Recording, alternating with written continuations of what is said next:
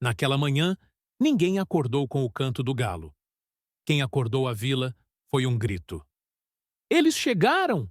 A voz atravessou a rua de terra como um tiro, pulando cercas, batendo em portas, entrando pelas frestas das janelas como vento gelado. As galinhas se espalharam, os cachorros começaram a latir, e em poucos segundos, Santa Teresa de Ipacaraí deixou de ser apenas uma vila esquecida num canto do Paraguai. Virou cenário de medo. Ana já estava acordada. Ela não tinha o luxo de dormir pesado havia meses.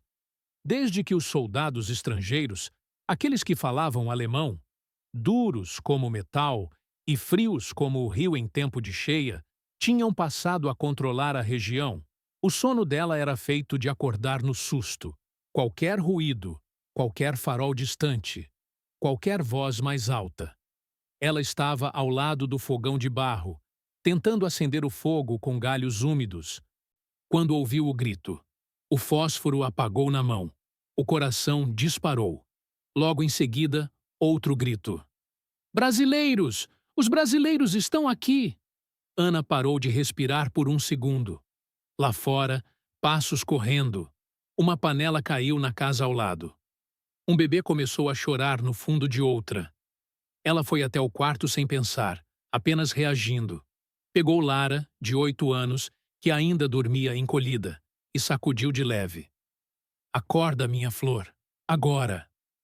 Mamãe, murmurou a menina sonolenta. Ainda está escuro? Não está. Não mais. Anda.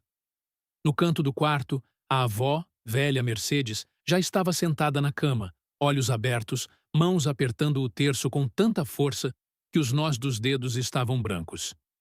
Eu sabia que esse dia ia chegar, murmurou, sem olhar para ninguém. Eles avisaram. Eles avisaram tanto. Avisaram. Há semanas, talvez meses, o tempo perdera forma. Os avisos chegavam de todos os lados. Dos alto-falantes montados na praça, da rádio tomada pelos colaboradores, dos panfletos colados na igreja.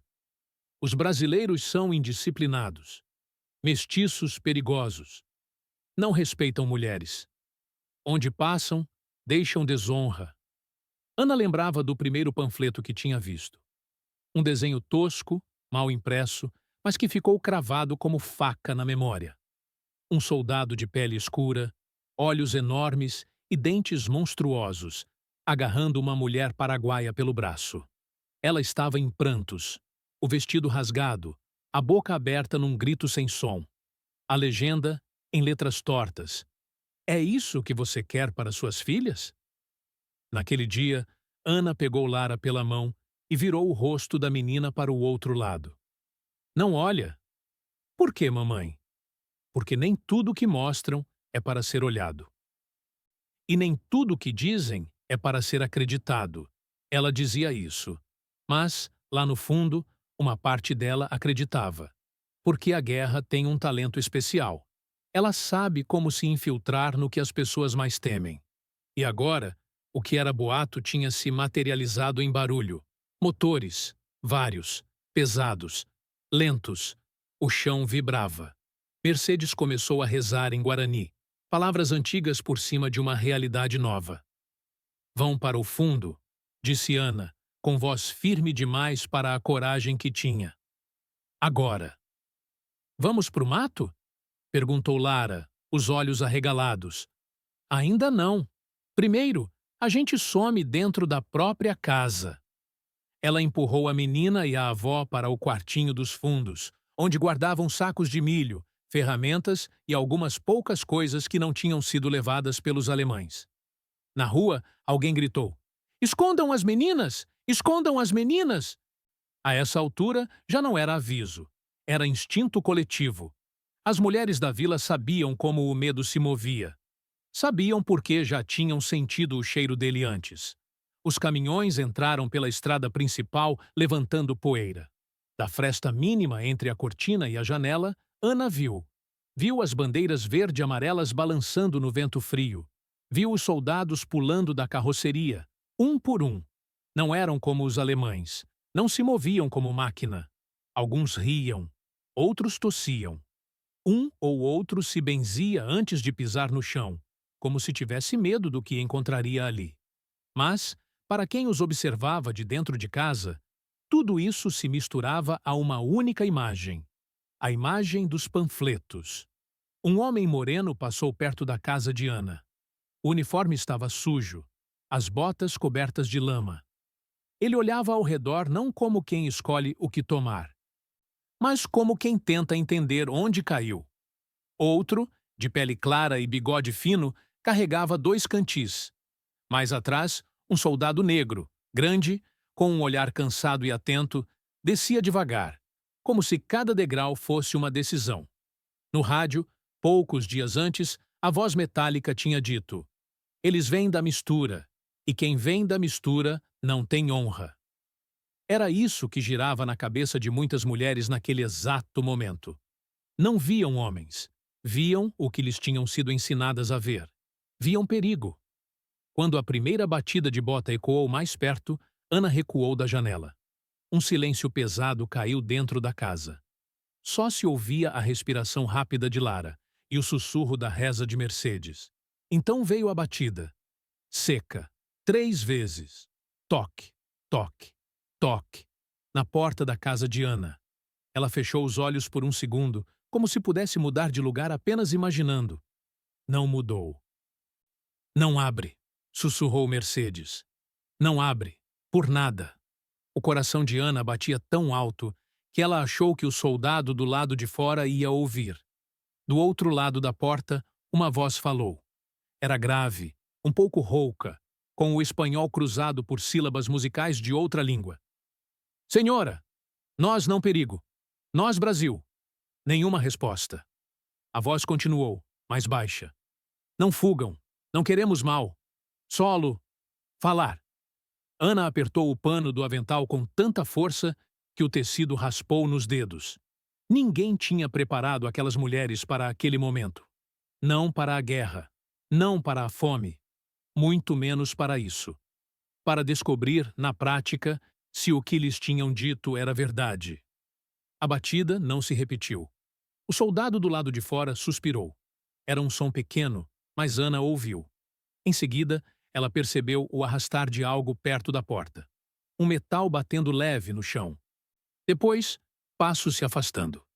Silêncio. Demorou alguns minutos até que o medo deixasse espaço para a curiosidade entrar.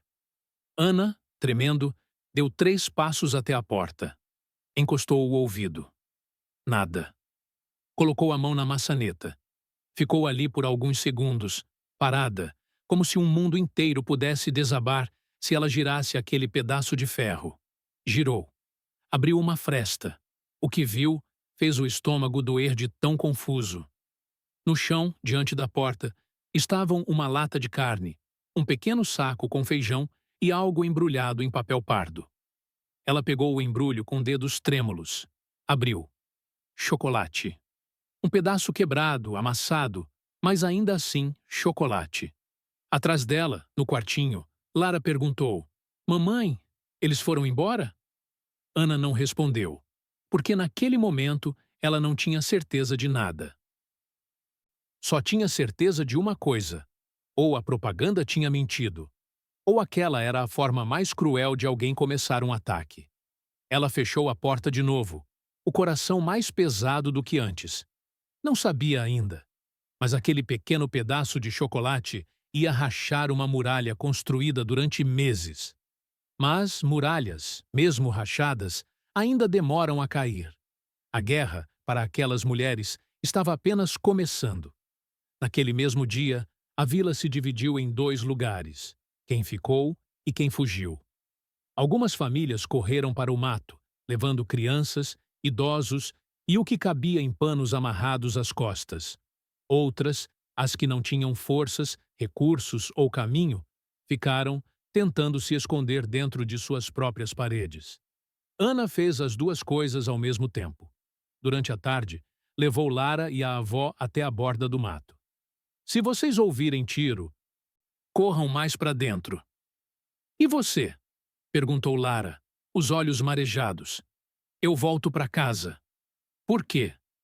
porque alguém precisa olhar o monstro nos olhos. Ela não sabia de onde tinha tirado aquela frase. Talvez da própria raiva de ter sido alimentada com medo por tanto tempo. Mas eles vão fazer mal, insistiu a menina. Eles... Ela parou. Não conseguiu repetir as imagens dos panfletos. Ana se ajoelhou, segurou o rosto da filha com as duas mãos. Escuta. Uma coisa é o que dizem pra gente. Outra coisa é o que é. E se o que é for pior? Então eu vou saber. E vou poder te proteger sabendo do que estou fugindo, não do que inventaram. Havia uma coragem naquela frase que ela não tinha certeza se realmente possuía. Mas, às vezes, coragem é isso. Falar antes de sentir. E depois, sustentar. Ela deixou Lara e Mercedes ali, perto de uma árvore grossa, onde o mato era alto o suficiente para esconder. Se eu não voltar quando o sol cair, vocês ficam no mato até amanhã. E depois? Insistiu Mercedes. Depois, vocês decidem. Voltou sozinha pela estradinha que levava de volta às casas. Cada passo parecia trair o próprio instinto de sobrevivência. Do topo de uma pequena elevação, pôde ver a praça, e o que viu fez algo estalar dentro dela. Não havia casas em chamas. Não havia mulheres sendo arrastadas. Não havia gritos. Havia soldados brasileiros desmontando armas perto da igreja. Outros retirando algo dos caminhões. Caixas, sacos, pacotes. Um grupo, sentado à sombra de uma árvore, com as botas desamarradas, massageando os pés, como qualquer pessoa cansada de uma longa caminhada. Na borda da praça, algumas mulheres da vila já tinham saído das casas. Não muito. Portas entreabertas. Metade do corpo para fora, metade para dentro. Olhos inteiros na direção dos brasileiros. 2 meninos passaram correndo, seguidos de perto por um cachorro magro. Um soldado se abaixou, fez um carinho rápido no animal, como se aquilo fosse automático. Nenhum panfleto tinha mostrado aquilo. Ana atravessou a rua principal devagar. Sentia que cada olhar de cada casa a seguia, perguntando em silêncio: por que você está indo na direção deles? Ela mesma não sabia explicar direito. Talvez porque alguém precisasse ser a primeira a não se esconder. Talvez porque o pedaço de chocolate na mesa da cozinha tivesse deixado uma pergunta incômoda demais para ser ignorada. Ela parou perto da vendinha, de onde podia ver tudo sem ser vista de imediato. Foi então que ouviu a primeira palavra que não esperava. Desculpa. Ela virou o rosto. O soldado moreno que tinha deixado a comida na sua porta estava em frente à casa de Joana, uma mulher de voz forte e temperamento ainda mais forte. Ele gesticulava, tentando explicar algo. Desculpa. Quebramos cerca sem querer. Conserta. Depois, disse ele, apontando para uma parte do cercado da horta que havia sido pisoteada por algum caminhão. Joana, com a mão na cintura, ainda com o medo escorrendo pelos olhos, respondeu. Refundido vai consertar, sim. Mas a voz não tinha o ódio que ela havia planejado usar. Tinha cansaço e uma ponta de surpresa. O soldado sorriu sem graça, coçou a nuca, olhou em volta como quem procura ajuda na língua que não domina. Outro soldado se aproximou, um pouco mais velho, pele clara, olhos fundos. Nós, ele apontou para o grupo, hoje, trabalhar aqui, consertar poço, água. Apontou para o centro da praça, onde o poço comunitário estava com a bomba quebrada desde a última passagem dos alemães. Ana sentiu o peito apertar. Os alemães nunca tinham demonstrado qualquer interesse em consertar nada. Só sabiam quebrar. Ela ficou ali, observando. Os brasileiros desmontaram a bomba, espalharam peças pelo chão, discutiram entre si em português, soltando palavras que pareciam facas e outras que pareciam música. Às vezes riam, às vezes xingavam, às vezes olhavam em volta, atentos, como se estivessem esperando um ataque de qualquer lugar. E pela primeira vez, Ana percebeu que não eram apenas ameaça. Eram também ameaçados. Um deles, o soldado negro de ombros largos, tirou o capacete, passou a mão na cabeça rapada e suspirou fundo, como quem carrega muito mais peso do que o que está nas costas. Foi aí que uma cena pequena, quase invisível, aconteceu. Uma menina da vila, não devia ter mais de 6 anos, aproximou-se poucos passos do poço, curiosa. Estava descalça, com um vestido curto demais para o frio. O soldado olhou para ela. Qualquer mulher ali, condicionada pelos panfletos, esperou o pior. Ele se abaixou. Tirou do bolso uma balinha embrulhada em papel. Para você, disse, em espanhol quebrado. A menina hesitou. Olhou para a mãe, que observava de longe, tensa. A mãe assentiu, num gesto mínimo. A menina esticou a mão. Os dedos se tocaram. O mundo não acabou. Quando Ana voltou ao mato, o sol já começava a descer. Lara correu até ela. E então? Eles são como disseram? Ana demorou a responder. Sentou-se num tronco caído, puxou as duas, filha e avó, para perto. Buscou as palavras com cuidado, como quem mexe em vidro quebrado. São soldados, disse por fim. Estão armados, estão cansados. Alguns parecem bons, outros, não sei. Mas eles fizeram mal para alguém? Ana lembrou da cerca pisoteada, do poço sendo consertado, da balinha, do pedaço de chocolate. Ainda não, respondeu. E isso, por enquanto, é mais importante do que tudo que nos disseram. Mercedes apertou o terço com mais força. Você está sendo ingênua, filha.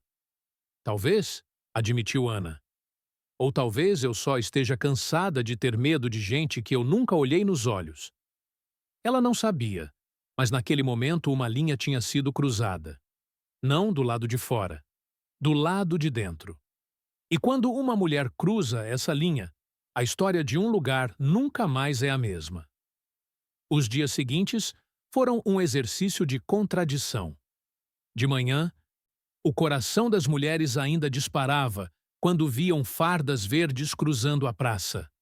À noite, elas escutavam as músicas que vinham do acampamento brasileiro e se pegavam cantarolando melodias que nem sabiam acompanhar. Ninguém tinha sido preparado para conviver com o próprio medo todos os dias. Os soldados brasileiros haviam montado uma espécie de base improvisada perto da igreja, usando barracas rasgadas, cobertores e o que conseguiram salvar dos caminhões. Eles não pareciam um exército de filme.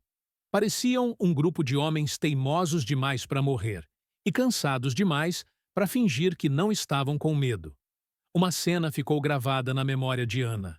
Uma tarde, o céu ameaçava chuva.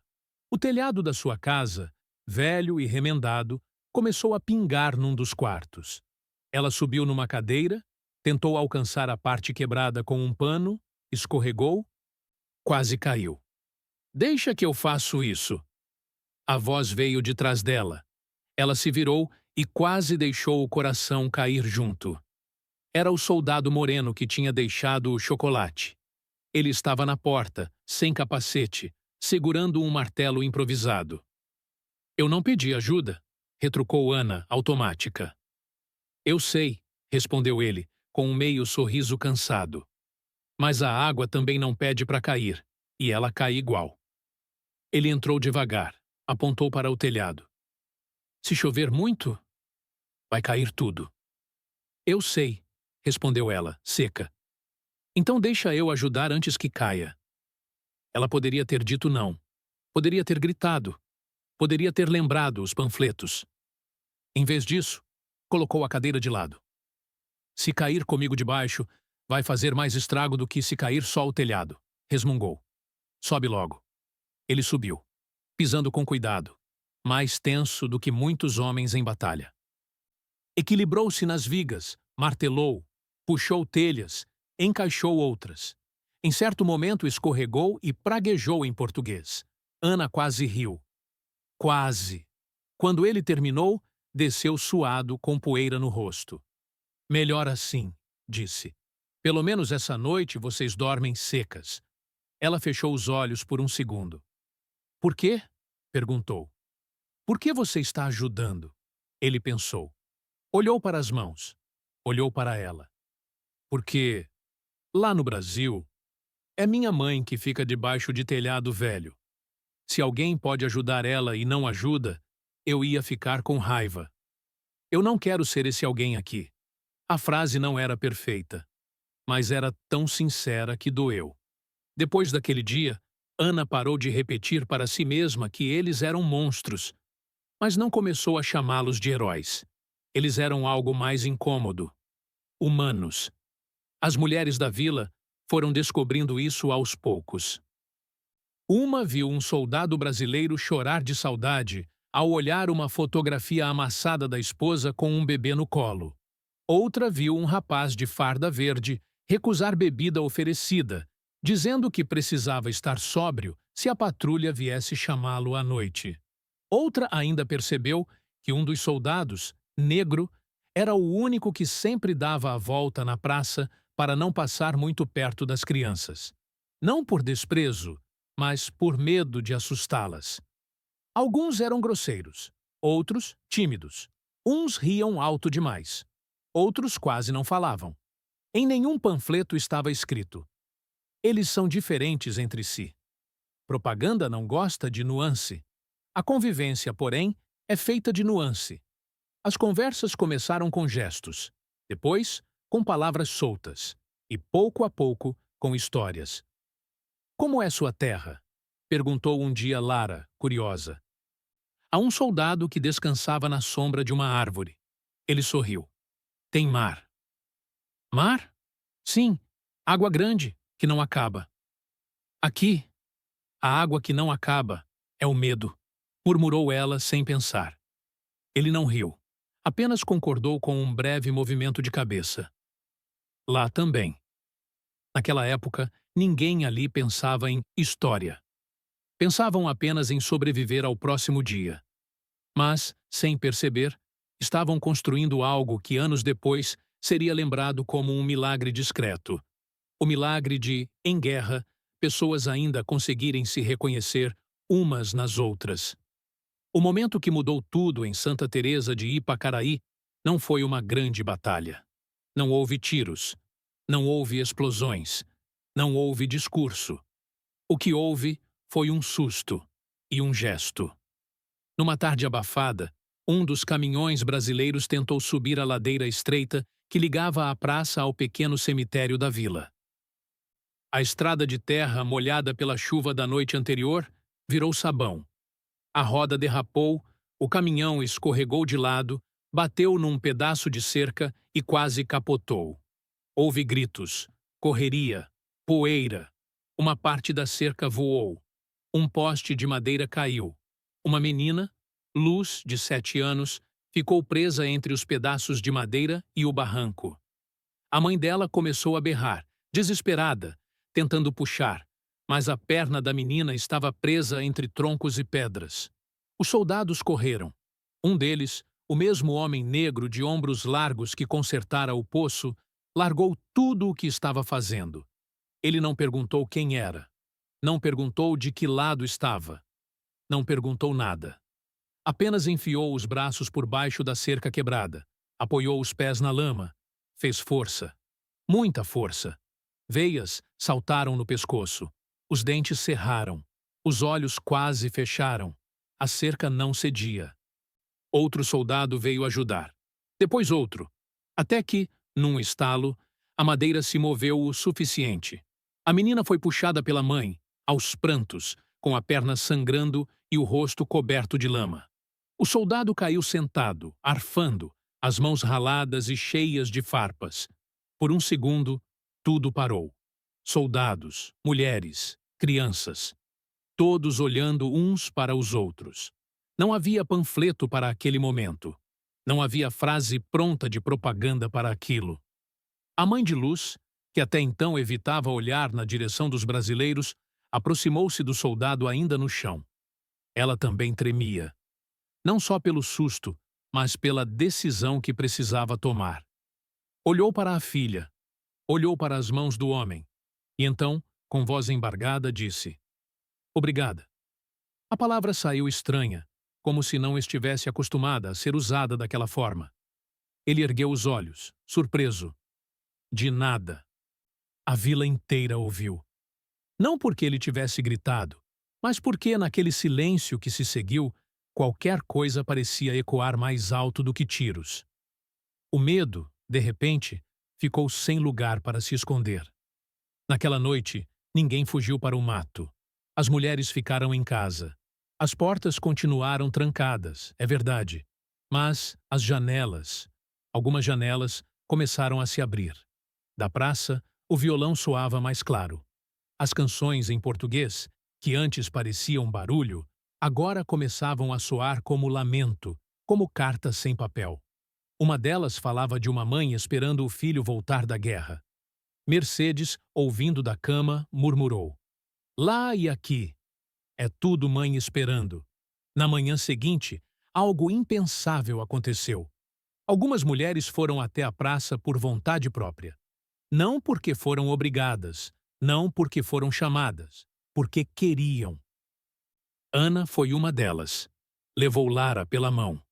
Quando chegou perto dos soldados, o coração ainda bateu forte. Medo não evapora. Mas ele agora vinha misturado com outra coisa. Curiosidade.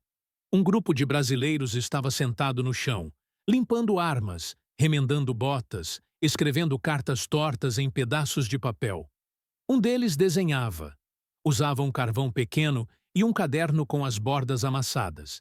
Desenhava a praça da vila, com a igreja, o poço, a mangueira grande ao lado.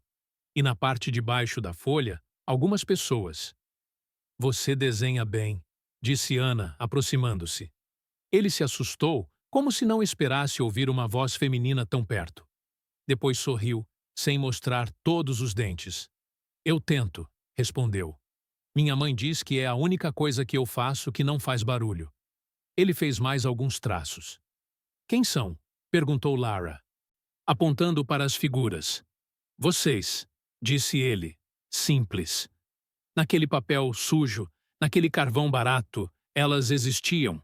Não como vítimas, não como propaganda, como parte da mesma cena. E foi assim, pelos detalhes pequenos, que as mulheres paraguaias começaram a entender.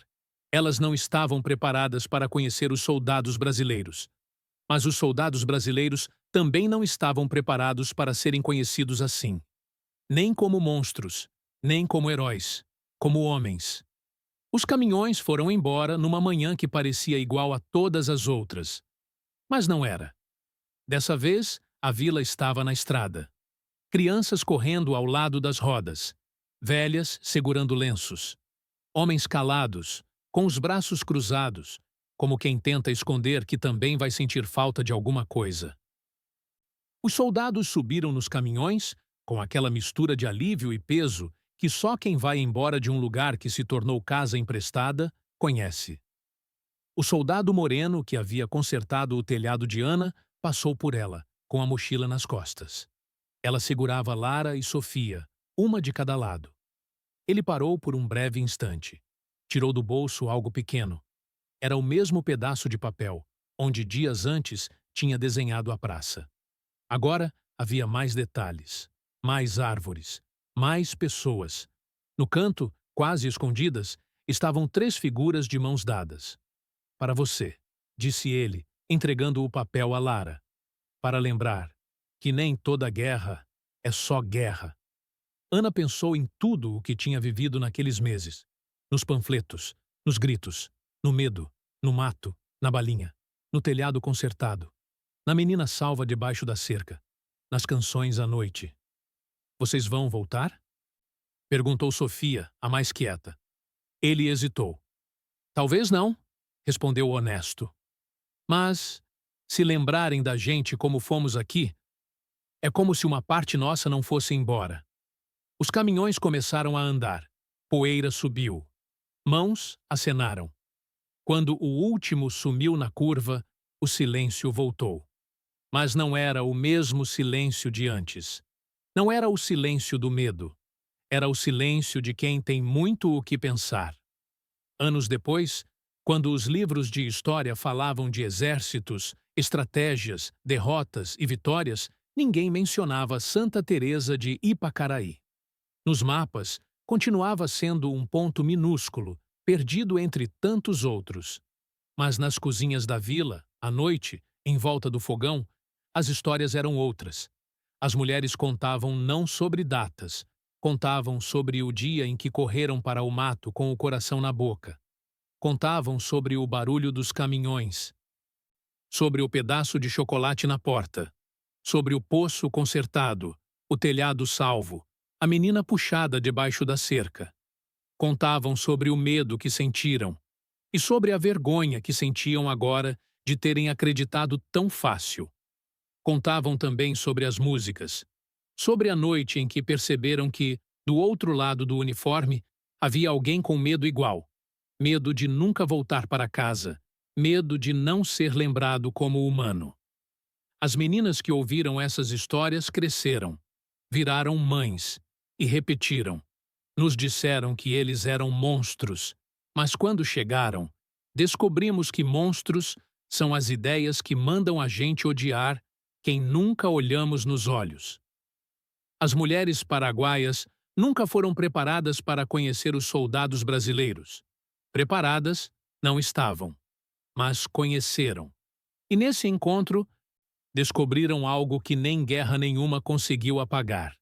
Que um panfleto pode criar um inimigo em segundos. Mas um gesto, um pedaço de chocolate, uma mão puxando uma criança, um telhado consertado, pode destruir um inimigo que nunca existiu de verdade. A guerra passou. Os soldados foram embora. Os uniformes se desfizeram. Mas, em Santa Teresa de Ipacaraí, uma coisa ficou. A certeza de que, naquele pedaço esquecido de terra, no momento em que tudo dizia para terem medo, alguém escolheu, teimosamente, ser humano. E essa é a memória que elas carregam até hoje. Não a da chegada dos brasileiros, mas a da verdade que descobriram quando finalmente olharam para eles sem o filtro do medo. As mulheres paraguaias não estavam preparadas para conhecer os soldados brasileiros, mas foi justamente por isso que nunca mais esqueceram.